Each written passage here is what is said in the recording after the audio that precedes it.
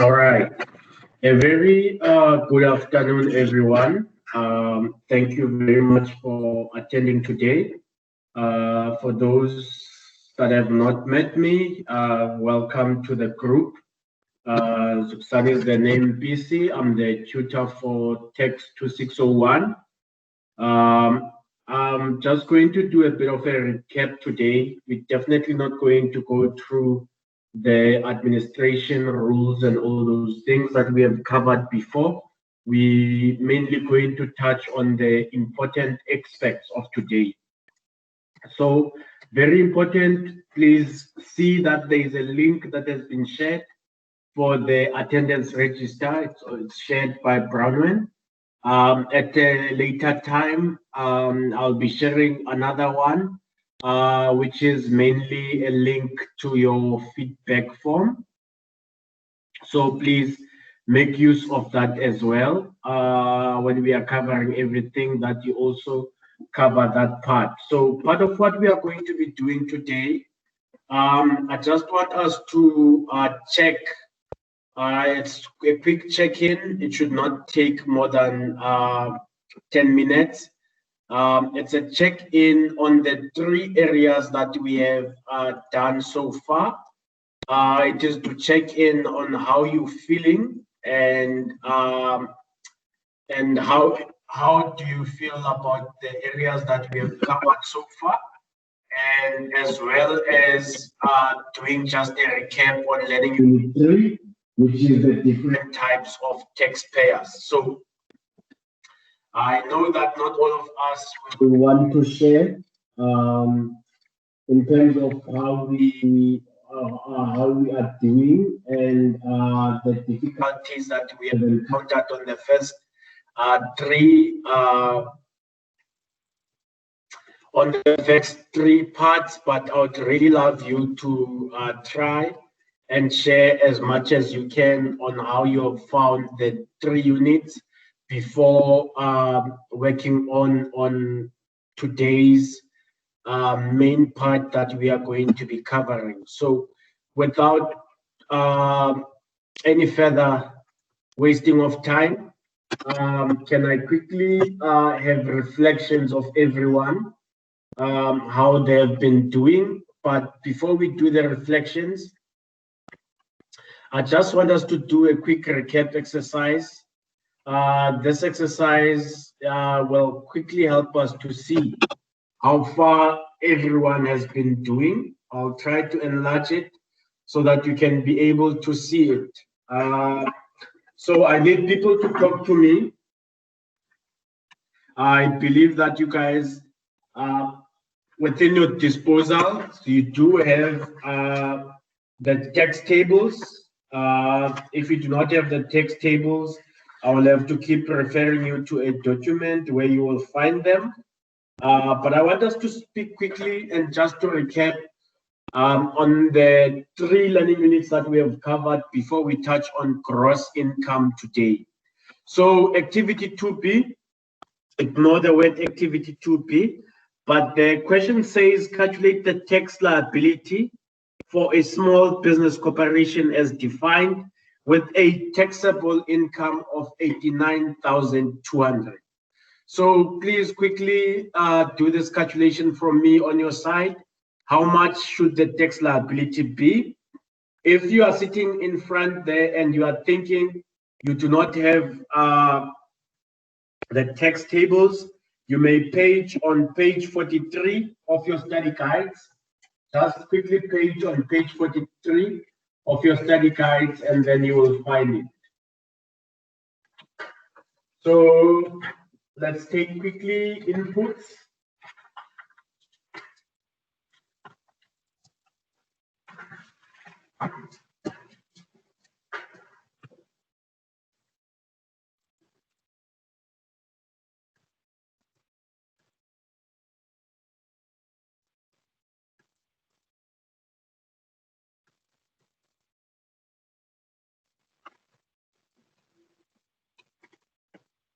I would have to get someone to speak to me if you guys do not have inputs. Mandisa, what's the tax liability that you are getting? Good evening. Yes, a very good evening. Hopefully I'm right. It's 24,976. Right. Another person? It, it's 6,244. Another person?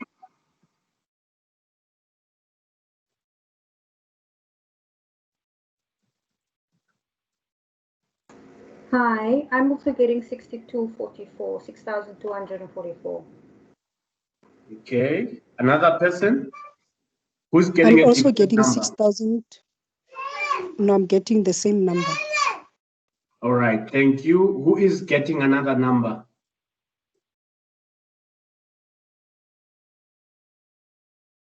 I think. Hello. Hi. Hi, I'm getting 714. Lovely. I would love to stop there immediately. I've already got the three answers, A, B, and C. And I just want to remind you, remember a small business corporation, the reason why it's called small, it's because it has got tax concession. It has got a special tax concession. So what does that mean is you are paying the lowest tax rate because you are not expected to have gross income of 20 million. So in essence, how small business tax work is, the first 79,000 that you are making is not taxable. You are paying in fact, I'm using a wrong language. The first 89, since the first 79,000 that you make in your taxable income is not, sorry, I don't want to say is not, is taxed at 0%. So how this calculation is done is you first say 89,200 minus 79,000, which is taxed at 0%, and whatever difference that you are getting, you multiply that by 7%, and then you get to an answer which is going to be 714. Any questions?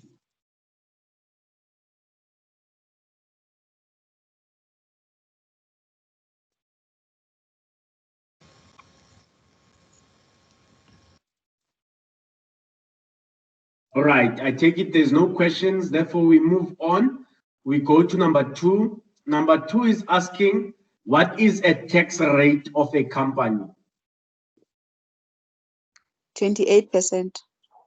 28%. And also you guys know, for your benefit, if you're calculating provisional tax payment, it will always be of a company. It will never be a small business corporation. It will never be a micro business in any way is paying what you call interim payments. Number three, if a company has a March year-end, when must the second provisional tax payment be made?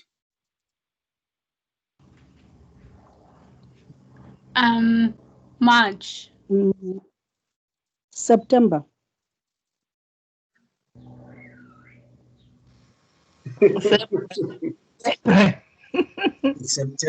September. February. February. Is this the second payment? March. March, yeah, it's March. All right.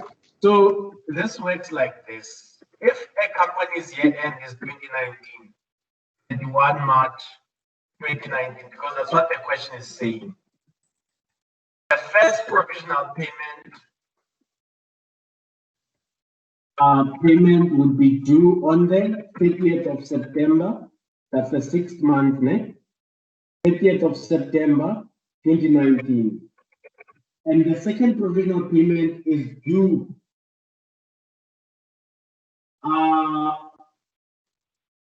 on or before the last day of the year of assessment. So which means that the answer is March. Does everyone understand that? We are asking a second provisional tax payment. So in essence, the first one is due on the last day or before the last day of the 6th month. So the first one would be due on the 30th of September, and the second one would be due on the 31st of March 2020. Just to put in a bit of a context, the second provisional payment will be due on 31 March, in this case, 2020.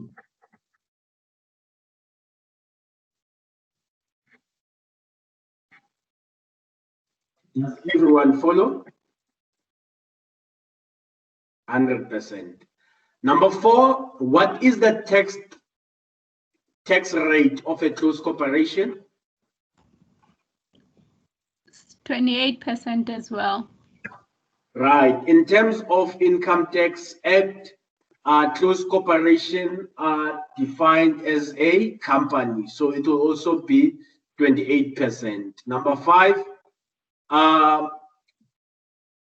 public and private companies qualify as a small business corporation?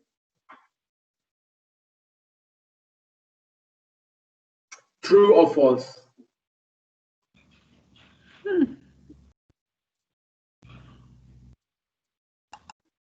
Was that a true? False. False. I hear false. I hear false. Is there anyone who wants to come as a fourth person?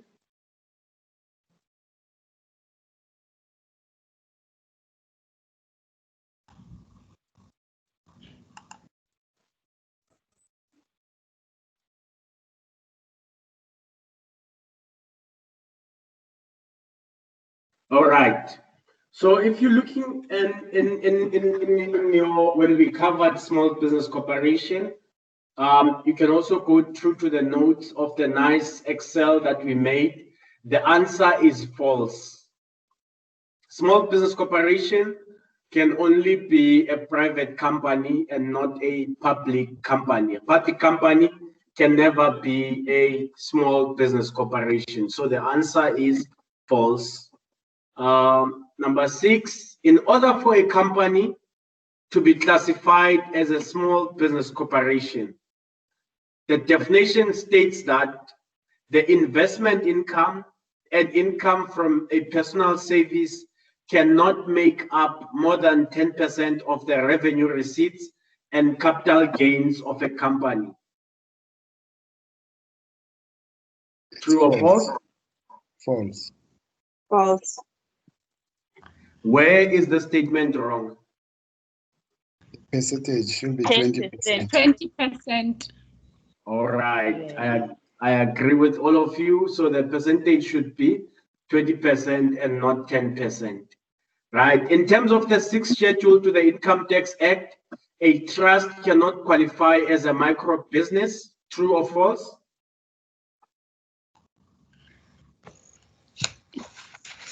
I'm going to say false. True. True. A trust cannot qualify as a micro business. It's true. It's true. So the answer is, and I'm inviting you for exam technique purposes to these kind of questions, including multiple choice question. Please always be careful of this defining word in terms of this sentence. The defining word is a trust cannot qualify. It's not a trust can qualify as a micro business. It's a trust cannot qualify. So it's a statement and we need to provide a true or false answer.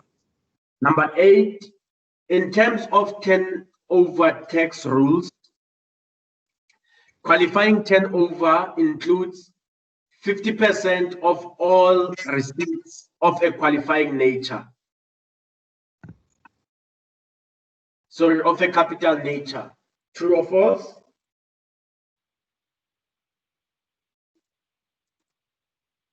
True. True.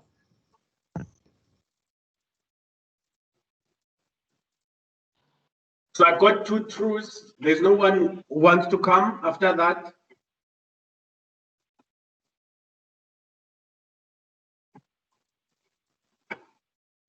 So the word that defines this sentence is this part that says, in terms of the turnover tax rules,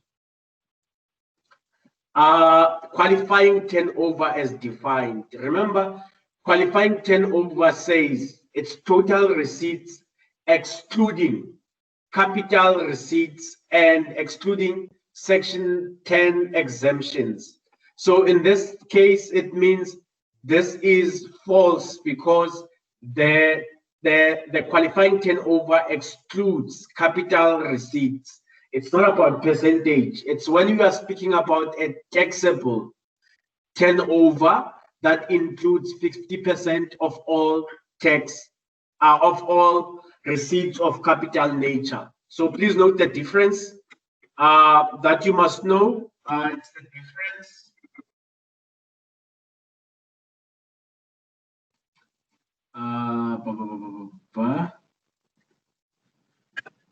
This means you must know the difference between taxable turnover and qualifying turnover.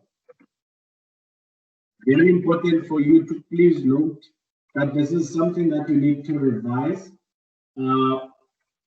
These are two different things.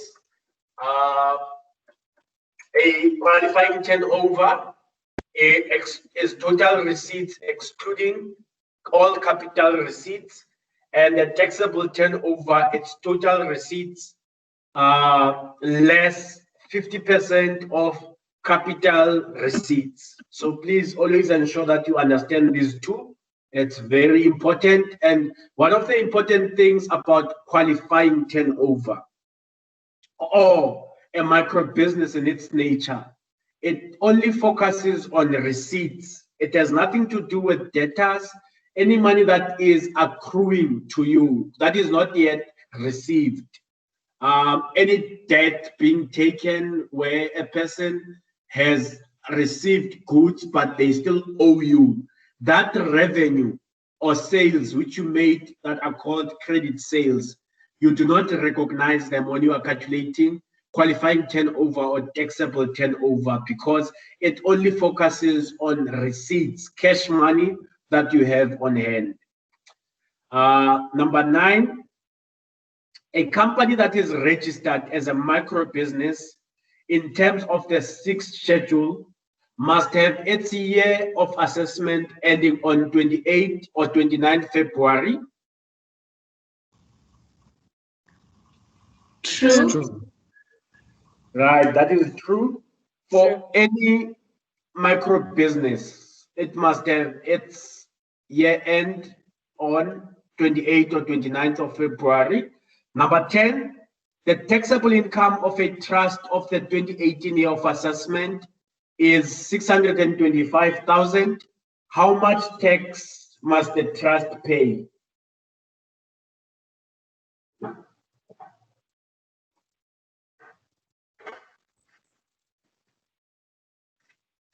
$250,000. I hear 250,000. What's another person getting? 250,000. 250,000. What's another person getting? 281,250. Right. I always stop every time there's someone who gets it right, but it does not mean I also continue when someone gets it wrong as well. So the answer is A, and the answer is on your page 48, page 47 and 48. At the top of 48, it's bold. This is the only thing that you are required to know when it comes to trust is trusts are taxed at 45%. It's a flat rate of 45%. So this was just a recap for us to just try to recap about learning unit 3. I see a hand from Tobeka. Tobeka, you want to say something?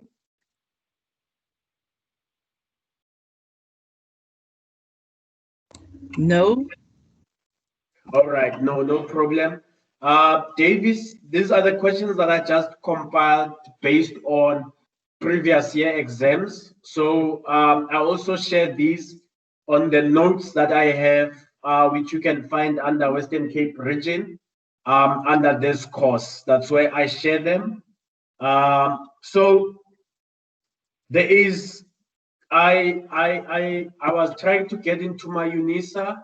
Let me just try to see if I can still be able to get in. There is a specific question, because this is part of the recap. Gross income is mostly theory in nature. It's something that we are definitely going to be able to cover that quickly, but I have to emphasize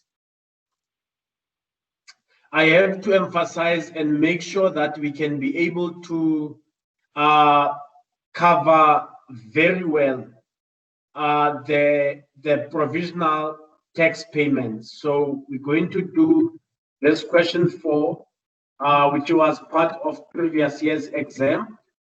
So I really want to make sure that by the time that we go on gross income, everyone is on board.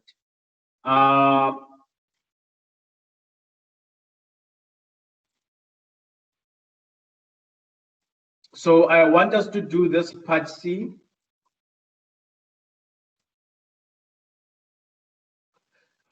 It's Everywhere Pty Ltd is a company that builds airplanes. Everywhere Pty Ltd is not a small business corporation as defined, so it's a private company. In the Income Tax Act, they have a 31st March 2019 year end. The 2019 taxable income has not been assessed yet.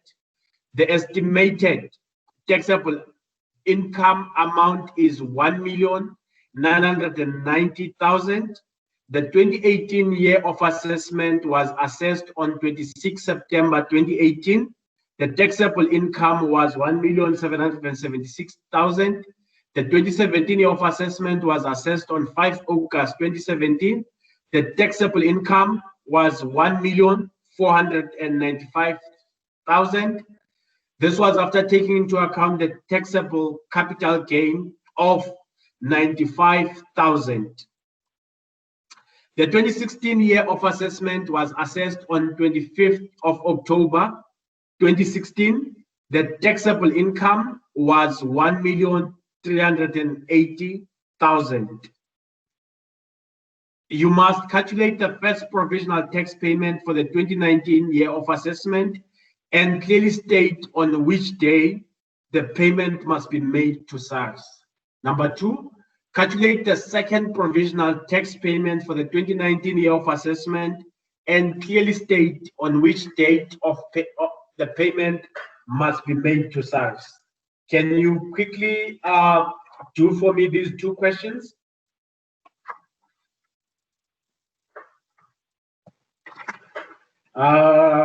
So give about, it's expected that we must finish them in 12 minutes, but I believe we can take about 10 minutes to complete them.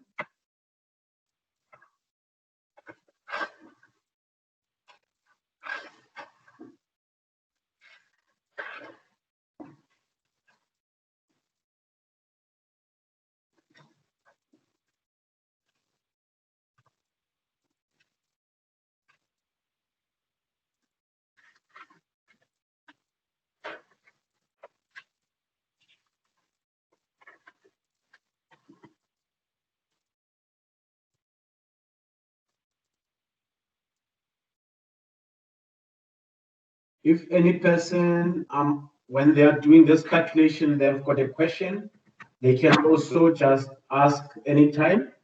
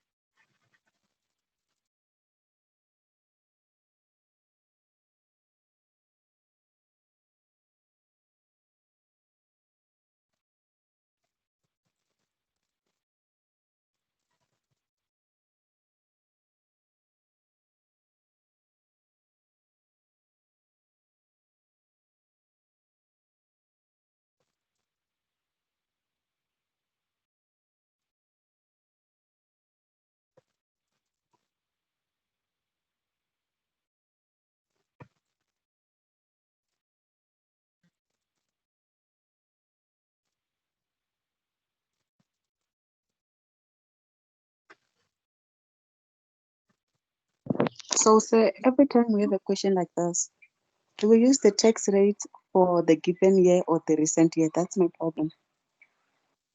You will always be asked to calculate provisional tax payment of a company, which tax rate will always be 28%. Oh, okay. Thank you for your time, sir. So it will never be a small business corporation. And I'm just going to help you to understand that now when we do the answer. Okay, thank you, sir.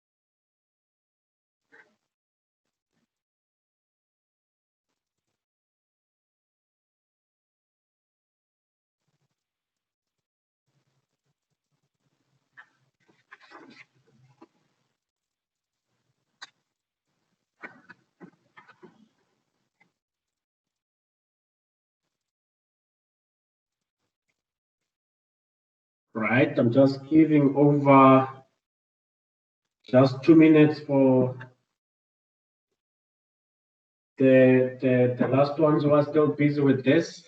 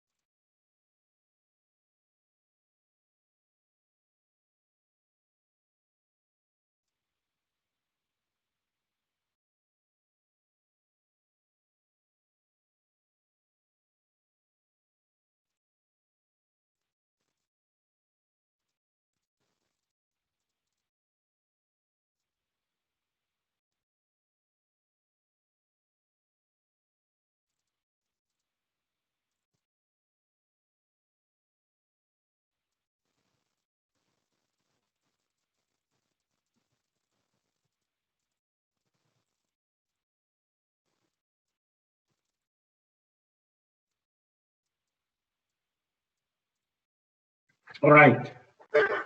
I hope everyone now is ready that we can tackle the answers. I'll be working on 2 screens. We will work on trying to work here, and then we will also work here. So we'll be working on these 2 screens, trying to give the answer. So this was October, November exempt. This is question 4. I think it's Pepsi. Yes. So everywhere P2I Ltd is a company that builds airplanes. Everywhere is not a small business corporation as defined in the Income Tax Act. So this information you are told mainly because you are being guided that you must never think when you are asked to calculate a provisional tax payment that you are doing it for a small business corporation or a micro business. It will always be of a company. So the year end is 31 March 2019. The 2019 taxable income, you've given all that information that I've read to you before. So let me hear the answers. Number 1. Let me hear your answers. What was your first payment?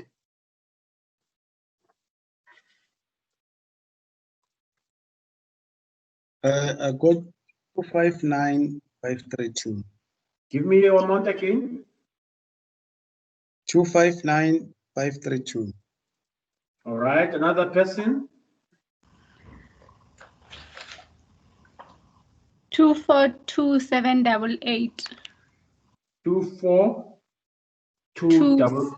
788. Another person.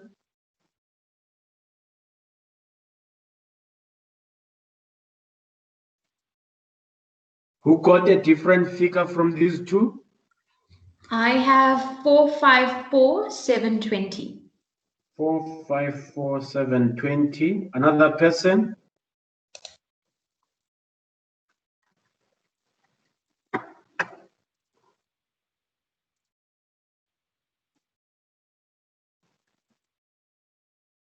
Any other person who got a different figure? All right. Let's leave the ones that may be shy. Yeah. I think I'm concerned at the right stage of your preparation towards the year end exams. I think we must really thank UNISA for preparing these classes because it helps you as a student to see where you are. So we are dealing with everywhere, who is P2Y Ltd. We are informed that the year end is 31 March 2019. So this means that if that is the case, the year began on the 1st of April 2018 to the 31st of March 2019. This is what we are told. This is the whole financial year of this company and the year of assessment of this company. Then you are asked to do a first provisional payment. So to calculate the first provisional payment, the first thing that we must do, we must get a basic amount. So what is a basic amount? A basic amount, it is to look at the previous assessed taxable income in the previous year and take that taxable income, but you have to look at whether it was assessed more than 14 days from the date that the first provisional payment is due. I know that was mouthful. So when is the first provisional payment due if the year started on the 1st of April 2018? Give me the date. It would have been 31 September 2018. 30 September 2018. Oh, sorry. So we have to look at previous year assessed taxable income that was assessed more than 15 days from the 30th of September 2018. So let us read the information again. So if we're in 2019, it means that the first year that we have to look at is 2018.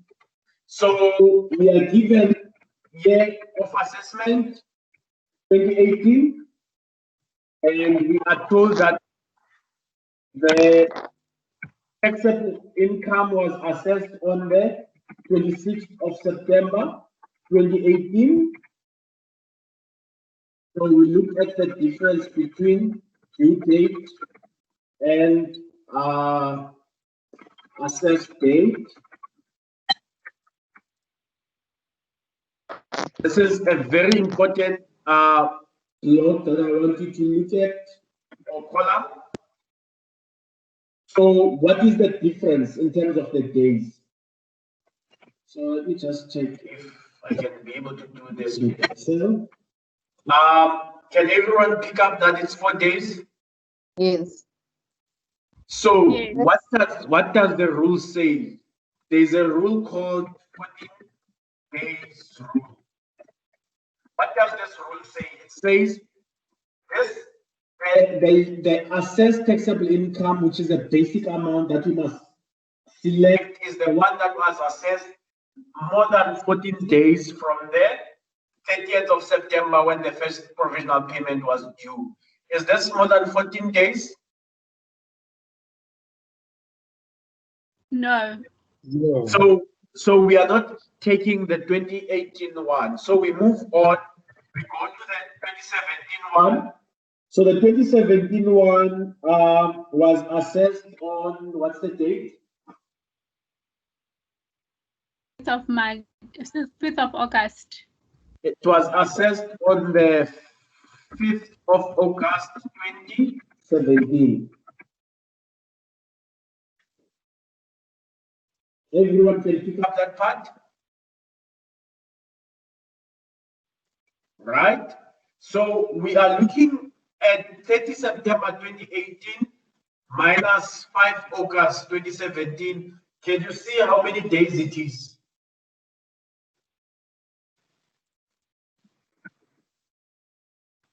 Does everyone pick up the days? It's 421 days. So is that more than 14 days? Yes. Yes. Yes. So this means that we are going to take 2017 taxable income as the basic amount. First step. The next step that now we have to look at is the 18 months rule. So how does the 18 months rule work? Is we are going to look at whether from year end of 2017, so we look from the 31st of March 2017 to the 30th of September 2018, how many days, how many months it is. So anyone who has an idea how many months it is?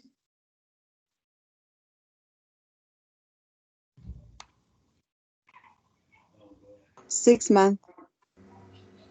31 18 months. 18 months. 18 months. 18 months, exactly on the dot. Remember, when we are looking at the 18 months rule, what are we looking for? We are basically saying, is the taxable income that you have selected more than 18 months? In this case, it is exactly 18 months. It's not more than 18 months. So therefore, this means we don't need to adjust the taxable income of 2017 because it is not more than 18 months. So this therefore means our taxable income that we're going to be calculating on is the 2017 one, and it's 1 million. So it's taxable income.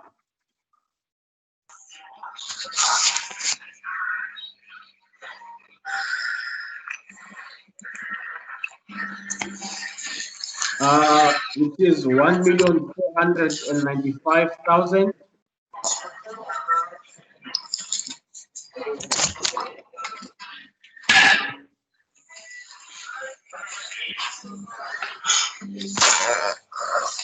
So I just need to find that person and mute them.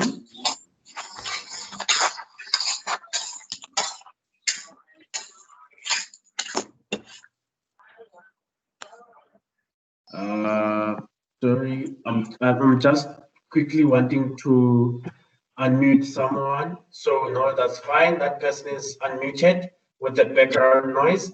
So now that we have got a taxable income, and this you can also reflect on your site when you are looking at page 49. Now that you have a taxable income of the previous year, you are now required to say less capital gains, less taxable capital gains. Sorry, less taxable capital gains. In this case, we have been given the taxable gains, and how much is it? It is 95,000. So we have to say minus this 95,000. Therefore, our answer therefore becomes 1,400,000, and therefore tax at 28%. Just need to do this. Tax at 28%, it's 1 million multiplied by 28%, which gives you 392,000. 392,000, and then you say first provisional payment. Remember, first provisional payment, you need to say it's going to be paid in what? 6/12 months. So this means that it's going to be 392,000 divided by 2, which gives you 196,000.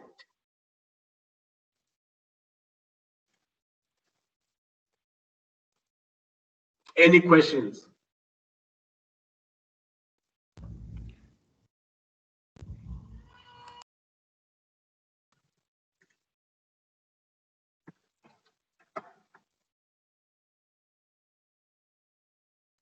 Any questions? Okay, Sam. Yes. Yes.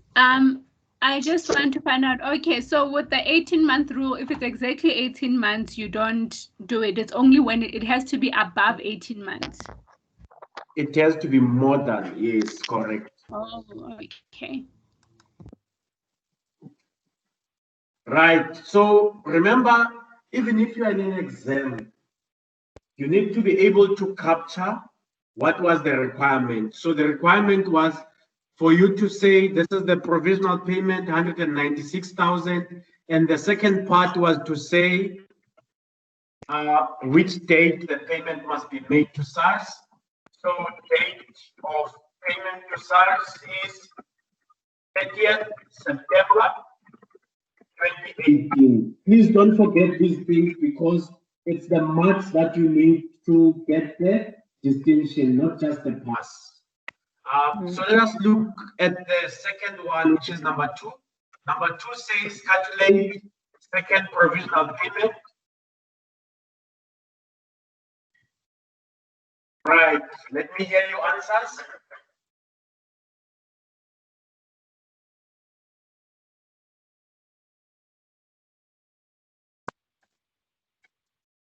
Answers for number 2.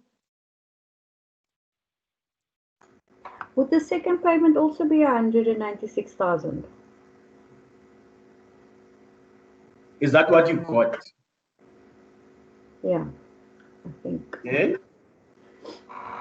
Another person?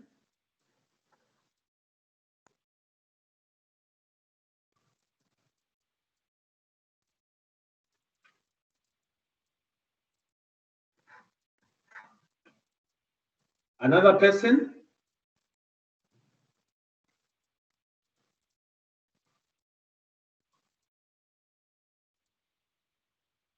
This calculation is very important for me. I can give you about 2 minutes to quickly do the calculation. I'm honestly not going to rush to the answer for this one as well. So at least I need to get about 3 people telling me what their answers are? Sorry, just want to check on the second provisional payment as well. We subtract the capital gains. Say that again. I'm saying the capital gains that we've subtracted on the first provisional payment. Do we have to subtract them as well on the second provisional payment? I'm not sure how you're getting to your answer. First, tell me your second provisional payment, then we can work towards how you get the answer correct. Okay. So I will answer you, but I need first to know what are your workings, what is your answer? Look, the first one that I've worked, I did not subtract the provisional payment, and I used the basic amount of 1990,000, All which right. is the estimated amount. Yeah. So what you're saying is where you know that you might have missed something, it's around taxable capital gain. Yes. Yes. So noted. What's another person saying?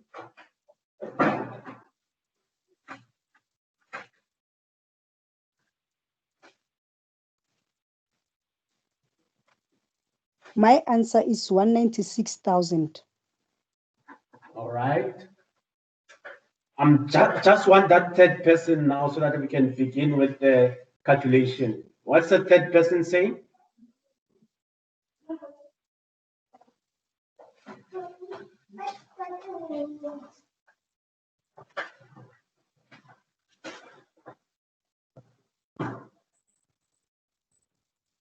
All right. We don't have a third person. So we can quickly look at this. So I'm happy with everyone that got the basic amount right.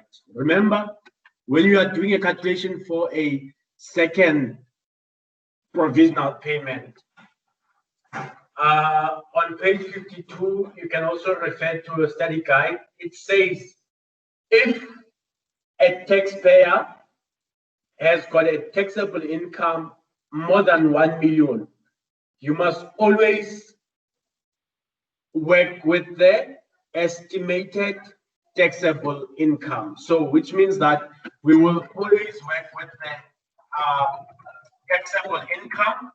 In this case, we were told 2019 taxable income is 1,990,000.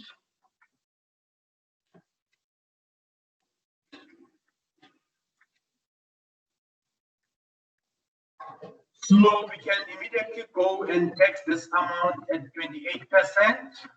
Immediately, we don't have to wait for anything. There is no adjustment that we do. Remember, in this amount, we were not told about capital gains or anything, so we will not reduce anything that we've never been told. So we're getting a tax at 28%, and then we less first provisional payment,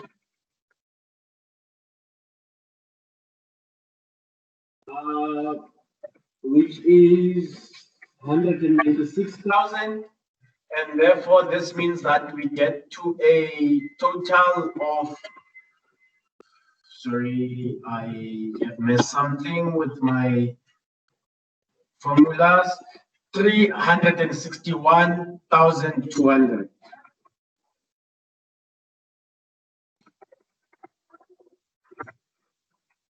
Any questions?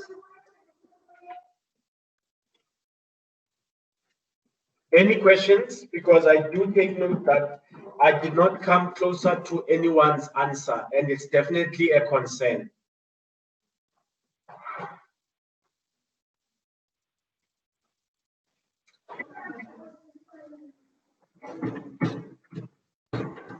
What is the date of payment for the second provisional payment? Date of payment? It should be the As in 31st March 2019. 31st March 2019. Right, before we move over now to gross income, Do we have any questions? Yes, Mr. Mpisi, if you can just explain again, why are we using the 1,990,000 instead of that 1,495? Right. So I want you to read this together with another page in your books. I want to think in your study guide. It's a page. Quickly going to look for it. I've already referenced it to it. Page 52. So page 52 says, for second provisional tax payment to calculate it, number one, for a taxpayer with a taxable income of 1 million or less, you have to select a taxable income that is lower between the basic amount or the estimated taxable income. And then sentence number 2 says, if a taxpayer has got a taxable income that is more than 1 million, you must start or you must apply an estimated taxable income that was seriously calculated. So in terms of the information that we have received, we have been told that 2019 has not been assessed yet, but we have been given that the estimated taxable amount is 1,990,000. So this means this taxable income is more than 1 million, and it has been seriously calculated. The fact that you have been given it, it shows you that it has been calculated. So this means that we have to use this amount. Remember here in this question, you are not given the same rules as you were given when you are calculating the first provisional payment. In this case, you are told if it's less than 1 million, you start with the lower of the basic amount or estimated taxable income. This means that if it's less than 1 million, we can consider a basic amount that we used for the first provisional payment.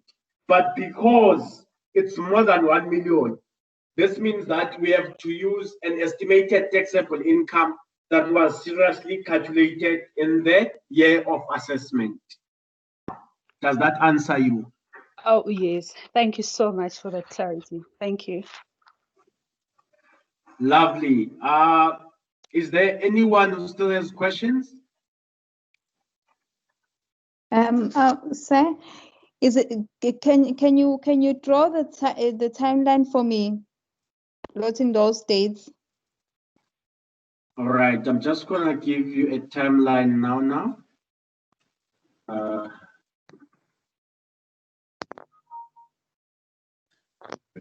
Let's see.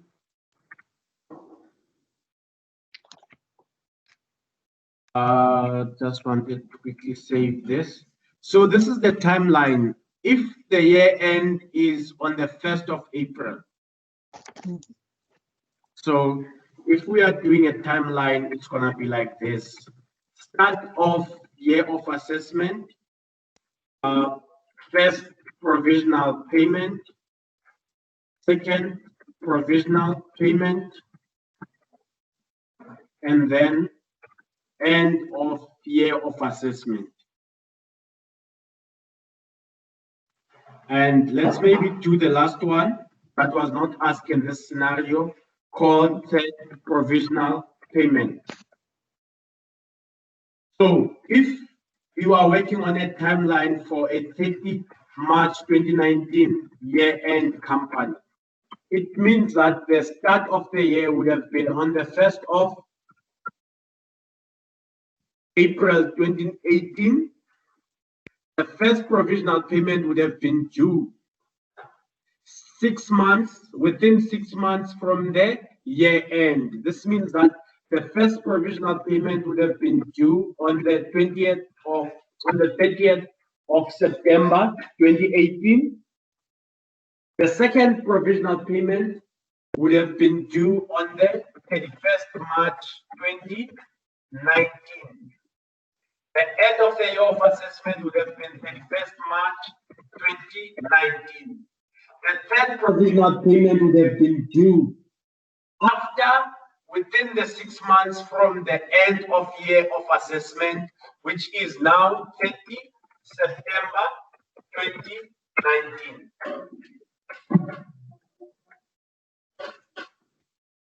Can you pick up that timeline? Yes, sir. Now, in terms of the rules, for the first provisional payment, when you are looking at the basic amount is also taxable income assessed previous year or years, depending on which one you find. For you to be able to do this, you must be able to get to what we call a 14-day rule, be able to apply a 14 days rule, 14 days rule, and be able to apply 18 months rule as well. Second provisional payment, you need to know about the 1 million part of taxable income.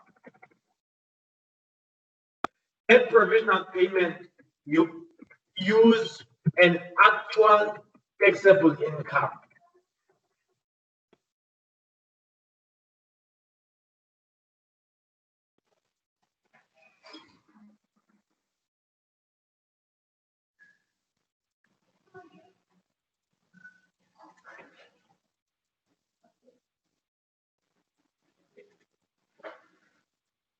Yes, to the person who asked me about the timeline, any questions? Sir, where do we put that 26th of September 2018? 26 September 2018. So you want me now to look at the information that was presented versus this timeline? Yes. All right. So what we're going to do is now we're going to look at this issue.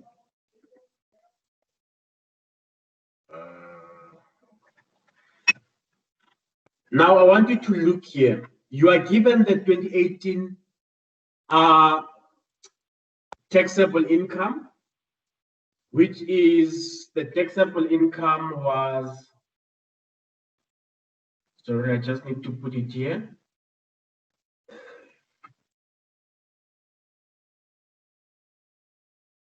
Taxable income was 1,776,000. Yes, that's correct. 1,495,000.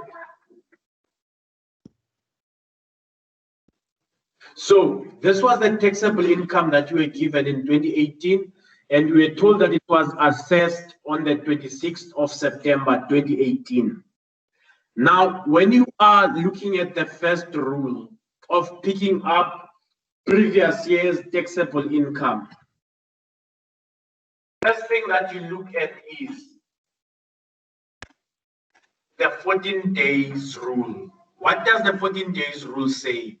The 14 days rule say you are looking at previous year's taxable income, the date of assessment. How far was it from the date that the first provisional payment was due? So you are looking at two things, that it must be more than 14 days from the date of the first provisional payment due date. So the first provisional payment was due on the 30th of September 2018.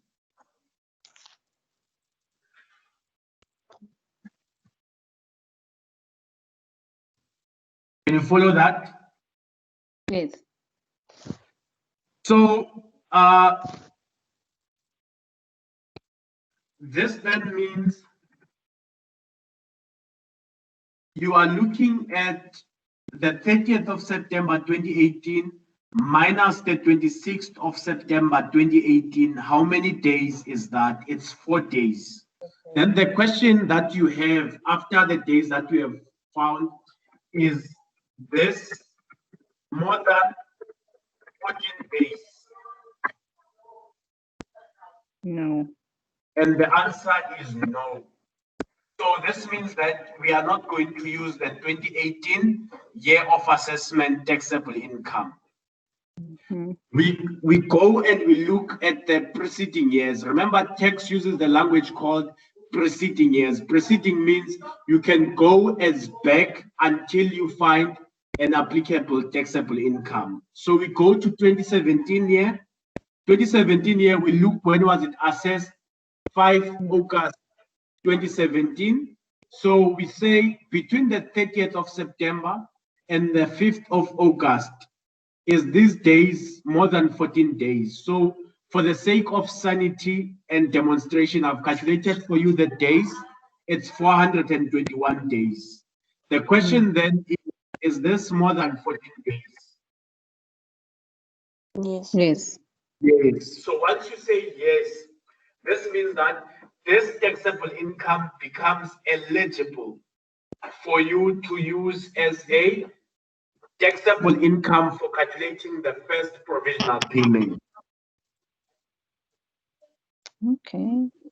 Then the second question that you look at is the 18 months rule. This means the taxable income that you have selected, how old is the taxable income?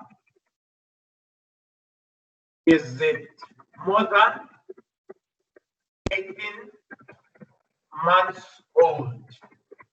That's the second question that you have now, when you have gone back to preceding years.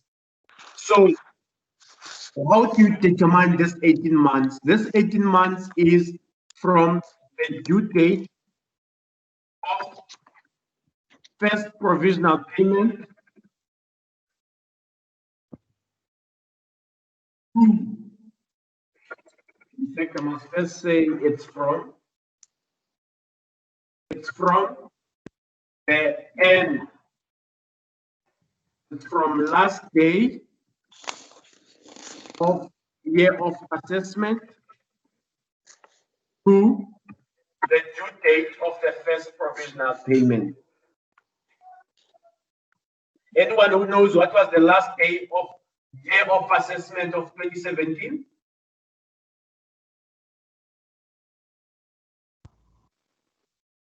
March 2017. 31 March 2017. And then you compare this to what? To 30 September 2018. So you try to answer this question, is this taxable income that you have selected more than 18 months old? And the answer is no. It's exactly 18 months old. Is 18 months old more than 18 months?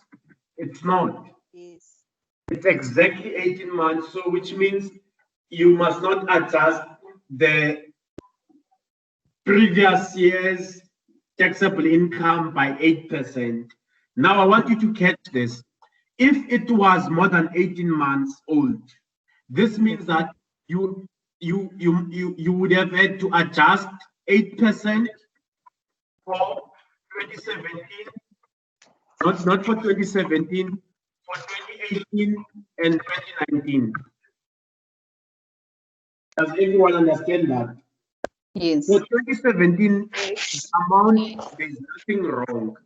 But for 2018, you must now increase it by the 8% and increase the 2019 year as well.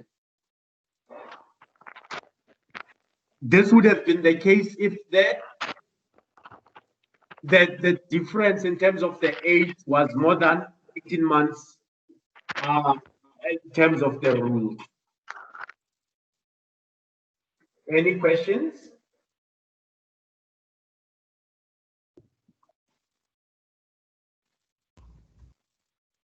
No, I'm with you. I'm happy now that everyone follows this because this is a very important information that I really want you to know and understand. But be that as it may, we are now moving on to chapter 4, which is gross income. For those that have not been able to complete the attendance register, please make sure that you complete the attendance register. There is assessment questions that you can also do, and there is answers that are available for them. I don't dwell on them much because I'm trying to give you more room to be able to practice these questions. So, income of a business entity. Here we are dealing with, we are working back to the tax basic framework for calculating taxable income. You can pick up that income is, it has a gross income portion, which gross income is defined in terms of Section 1 of your Income Tax Act. And then you've got special inclusions, which form part of gross income. Then you've got the exempt income. It's not a deduction. So before an amount is captured as exempt, you must first capture it as a gross income. So basically, there is a nice presentation. Please do not even look at the year that this was done. But this is the nice presentation that I just wanted to show you. So taxable in gross income is first defined as total amount in cash or otherwise received by, accrued to, during the year of assessment. It's an amount that is not capital in nature. Special inclusions, they include amounts that are considered to be capital in nature, but they have been included specially. Remember, we are dealing with law here. We are saying despite them being capital in nature, these ones form part of gross income. Lease premiums, leasehold improvements, proceeds from disposal of assets, dividends, keyman insurance policies, and recoupments. So this is basically what gross income is about. So we're going to deal with the exempt income portion. It's income that has already been included in gross income, as I've said, but the Act, Income Tax Act, provides that this amount or income is not taxable. No portion of it is taxable. We're going to do the deductions another day. So I'm going to quickly go through more or less faster in covering this. So this is one of the multiple choice questions that you will have for the 4.1 part in terms of the gross income. So the very important part that I want you to note, it is despite gross income being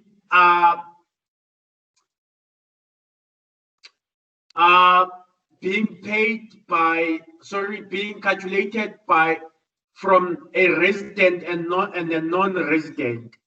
For this particular syllabus, we only look at the residence status. So we only work with the resident status. So the very important thing that I want you to look at is when we are looking at the residence of a natural person, so we look at things such as citizenship, the naturalization process where a person is awarded citizenship of a country. But if we are looking for that of a company, we are looking at where was this company established, or we are looking at where is its effective place of effective management. So what does effective management say? There is an interpretation note. When you have time, you can go to the SARS website. It gives you, call it a decision tree of how a company, a person other than a natural person, how the residence is assessed. So one, a company must have been incorporated, established, or formed in South Africa, or if it's a company that has not formed in South Africa, its head office, where financial and operational policy decisions are made, must be in South Africa for that company to be considered to pay its tax in South Africa. For any resident, this means then that they are taxed on all worldwide income. It does not matter whether you are receiving income in dollars, in pulas, in Zimbabwean dollars, American dollars, Canadian dollars, what else is out there, in euros, and also in China, in Japan. All that amount, as long as you are a South African resident, it is taxed in South Africa. Of course, it depends sometimes on the tax agreement between the countries in terms of taxing the income that you are earning. We are not going to talk much about non-residents, but non-residents are taxed on income received from South African source only, or income which is deemed to have been received from a South African source. The source of income, we look at the cause of income and the location where it's originating. The source rules do not form part of this module. They'll be discussed in your next module. So gross income for a resident is defined as total amount in cash or otherwise received by or accrued to in favor of such person from within or deemed to be within the Republic during such a year or period of assessment, excluding receipts or accruals of a capital nature. So why are we saying total amount in cash or otherwise? So in 4.2.1, 4.2.1, you are told that the amount is not always straightforward. What does this mean? An amount is not always a cash amount as you may think. And then there is a quotation, and currently a citation, in fact, of a court case. Currently on your side, you are honestly not required to know these court cases verbatim, but what is at least expected from your side, it is to understand the definition and also understand where the court case was coming from. So for a gross income to arise, there must be an actual amount received or accrued to. So that is the total amount part. The amount must be in cash or otherwise. So it means that we are not only expecting receipts of money when we are saying otherwise. So we are also expecting, in accounting, we used to call it barter transactions, where you say you are giving me a t-shirt as a company, and because you are providing me t-shirts as a sponsorship, I'm going to advertise your name. So there is a barter transaction. So what happens in accounting and tax terms is we look at the cash value of what is being provided and what is being received by another company.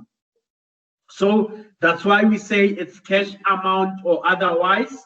At certain times, what would also happen is you would also receive shares in your disposal, And remember, we're only talking about things that are not capital in nature. So we're also speaking about that, where we'll have to calculate how much value it is, the shares that we have received. But more or less, things that we are talking about is when you have given up something on the return of something where there is no amount that is actually paid. So, for example, in your textbook, they make an example. They say, Mr. C, an architect, designed all the houses in the golf course development, as well as the golf course and the golf clubhouse, in return of being given one of the houses once it was built. So assume that Mr. C receives transfer of a house, and the value of the house at the date of transfer is 2.8 million. So in this case, Mr. C did not receive cash amount of 2.8 million, but because of designing, because of the design that he gave in terms of the houses that will be built, the golf course and the golf clubhouse, because of the design, the service that he provided, and the value of the house that is going to receive free, which is 2.8. In terms of gross income, we look at the ascertainable money value. We ascertain the money value, which is 2.8, and that is the amount that is looked at that you would have received it. 4.2.2 says we look at the fact of received by or accrued to. So in this case, they look at, for example, you may sometimes deal with, let me make an example of retail shops that have got your lotto machines. So they are collecting income, but they are collecting it in favor of someone else. So it's not for their benefit. They will definitely be paid a commission, but the other amount that they are collecting is beyond their entitlement. So they're only entitled to commission.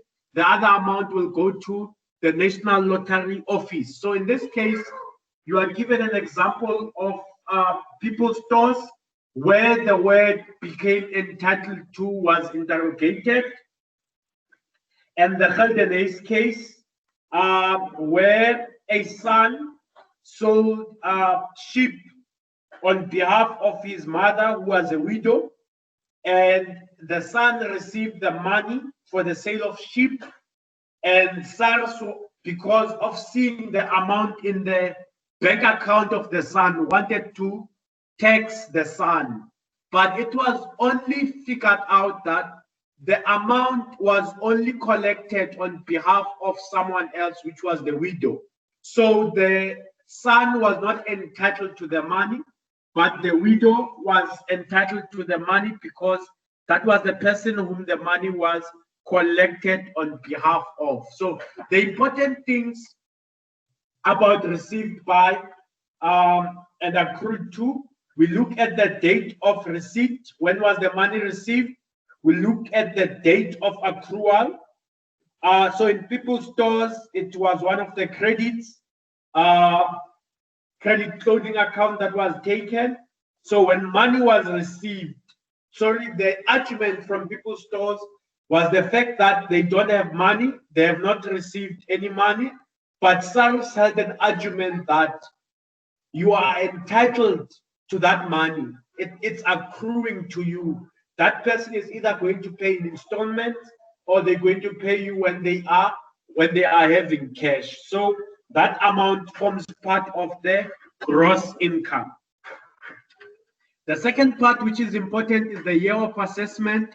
We might have covered it, but it's very important for you to note that gross income is only received or accruing in the particular year of assessment. So when you are reading information, you must be careful. When is the transaction relating to? Excluding amounts that are capital in nature. So In the case of exclusion of amounts that are capital in nature, we look at things such as the subjective test and the objective test. So this is something that you need to learn more on. But when we are doing questions as we are going along, I will touch on these things again. So the subjective test and the objective test are subjective test. It's the one that you are applying on your side. It looks at the nature of receipts, the sale of an asset, the intention. What was your intention to sell?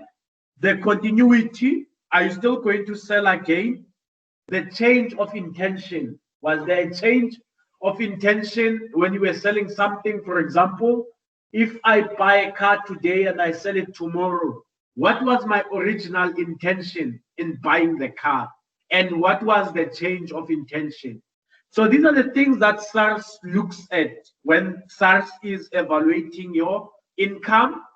And if the matter goes to courts, remember the remedial steps that you take. If the matter goes to court, SARS looks at the manner, the objective test, which the objective test looks at the manner of acquisition, the period on which you hold on or you held on to the asset, the manner of disposal. Where did you sell your asset? In a free market, in an open market? Did you approach someone? The nature of the asset disposed. Is it a house, immovable asset? Is it a movable asset, a car? Is it a manufacturing asset? The reason for the receipt. What is the reason for you receiving income? The legal nature of the transaction. Did you have to involve legal attorneys to help you in the transferring of ownership of that particular asset that you are selling or transaction? What is the accounting treatment of a transaction? So those are the things that are looked at, and you are given a case study, which is easier to follow. It gives you the examples. Then you are given an example of a tree and a fruit. And this is the question that everyone is always careful on. Before they invest their money in companies, they're wondering, am I going to receive my capital portion that I deposited?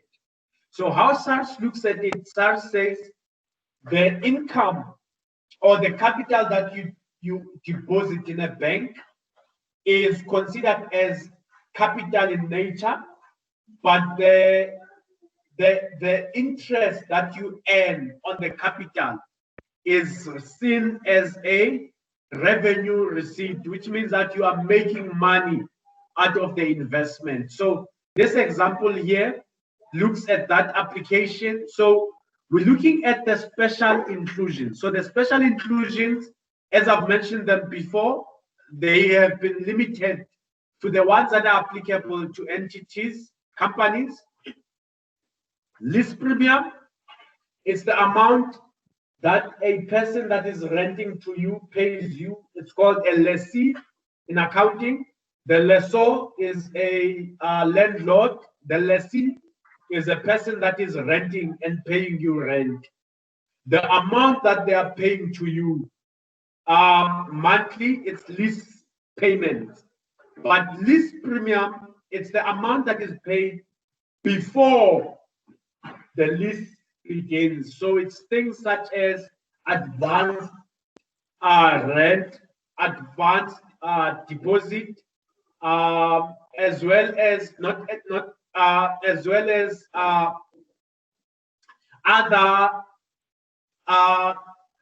other expenses. For example, if I want to rent a house, then I'm told that I've got to pay this amount and all those amounts that are paid, but it's a once-off payment, usually beginning of a lease period, in order to get the amount of, it's also things considered, but you will always be told in an exam, it's a lease premium. So you pay it before the beginning of a lease period. It's not monthly rental. That's a lease premium. And then we have got leasehold improvements. Leasehold improvements, it's when you want to make some improvements in a company, and the improvements that you want to make, you have to have an agreement with the lessor. So the person who's renting, and the person who is the landlord, they make an agreement in the lease agreement of how much leasehold improvements you can make. So, for example, as a company, you are renting a 2-room house. Because of the growth of the business, you decide you talk to the owner, and you say, look, man, I just want to extend by another room, and you guys make a legal agreement that the leasehold improvements must not make more than 550,000. Then all the in terms of that agreement, it does not matter how much was actually spent, specifically if the amount is more than the leasehold improvement. So in this case, you have made an example of actual improvements being 700,000, but the agreement is 550,000. So in the books, or when you are calculating the taxable income of a lessor is the owner, you are going to include on the income 550,000, which was on the agreement. On the lessee side, and we're going to do this when we're dealing with deductions, a lessee can claim a deduction over the period of the lease in terms of the agreement, and also the amount that they may be able to claim is only on the amount that was agreed upon. So which means if you are spending more than what you have agreed upon, you will be making a loss. So another part of gross income is proceeds from disposals of certain assets. So what are these certain assets? It's manufactured assets, produced, constructed or assembled assets. So what happens is I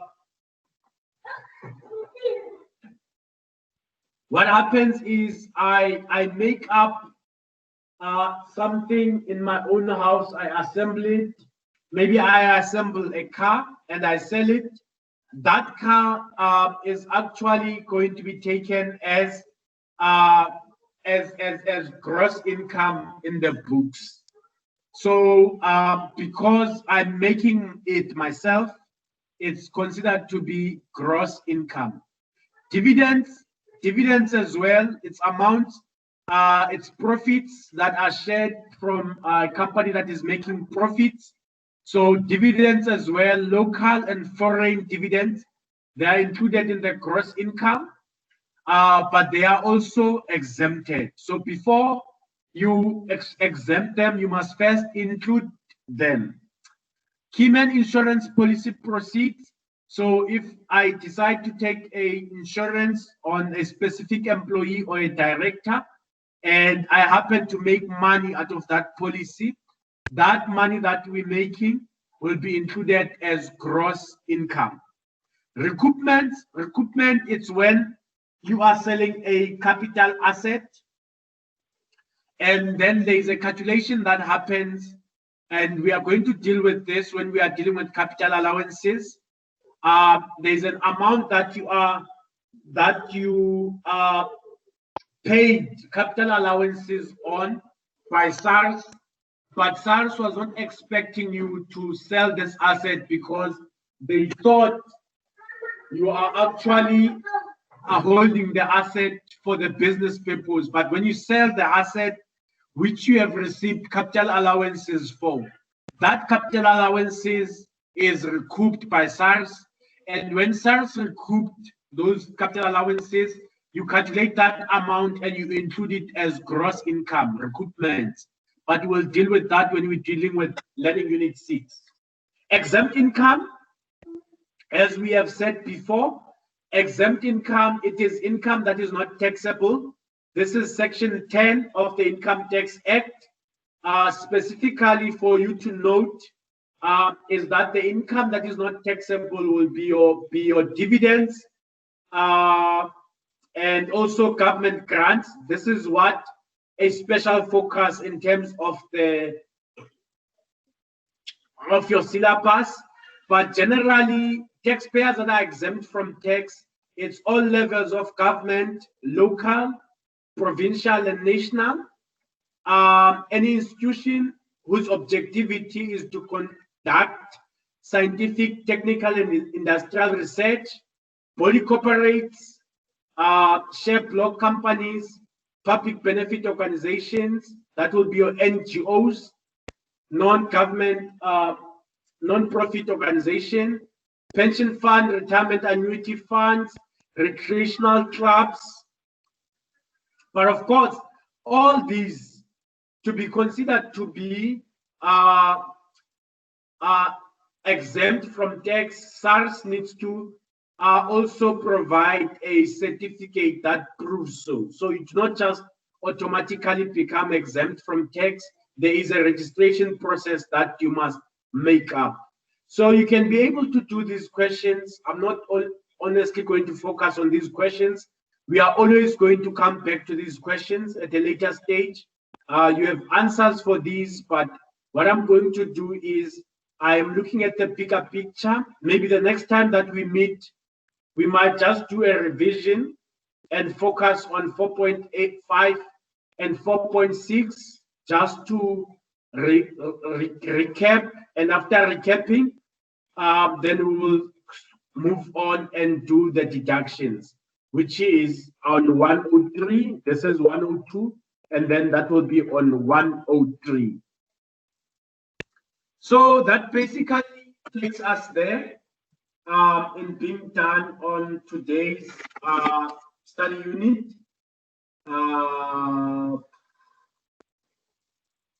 I'm quickly wanting to give you a link to a feedback form that you can provide to me.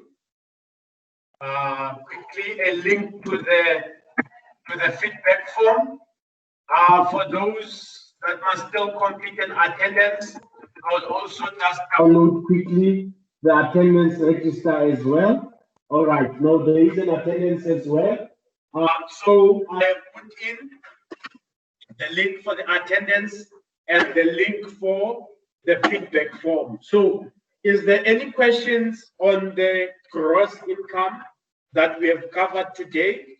Please note, as I said, next time that we meet, we'll do a recap. We will do 4.6 and 4.5. Do a quick recap on gross income, and then we will move on and start on general deductions. Is there any questions?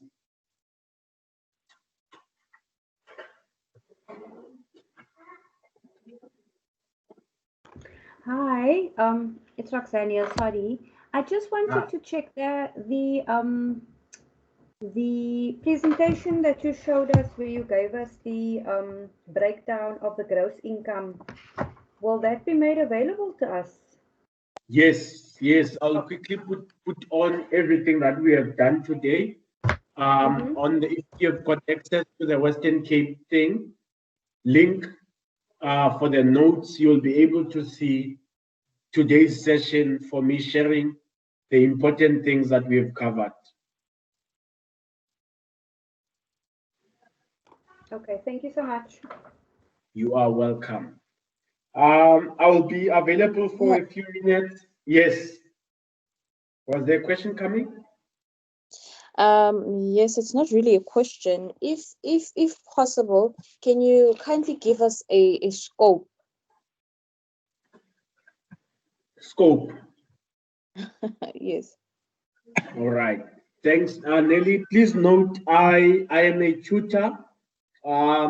I'm honestly not involved on the exam setting of the paper, but as far as the lecturers share information to us, there is no study unit that is not important. So all learning units are important. That's why I take time to cover each principle that I really want you to understand and know. So I honestly don't have a scope, and the lecturers as well would not have a scope. As I've said, there is no learning unit that is not important. But thank you very much for attending today. And I will keep on being here for a few minutes to take a few questions.